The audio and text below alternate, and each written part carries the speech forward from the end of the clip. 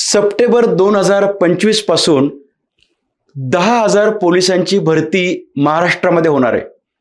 म्हणजे 2024 आणि 2025च्या दरम्यान जी रिक्त झालेली पदं आहेत, या पदांसाठी 10,000 पोलिसांची नव्याने नियुक्ती होणार आहे, त्यांची नेमणूक होणार आहे, त्यासाठीची परीक्षा होणार आहे.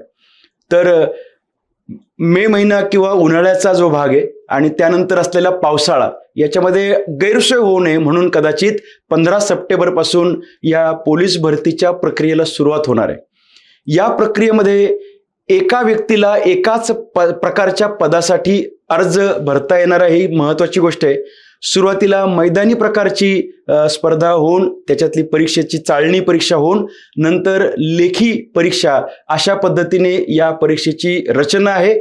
सुमारे 4 महिन्यांचा कालावधी या सगळ्यासाठी लागणार आहे आणि अपेक्षित कदाचित 11 लाख किंवा 12 लाख अशा स्वरूपाचे अर्ज येणं अपेक्षित आहे आणि याच्यातून 10,000 पोलिसांची भरती होणार आहे.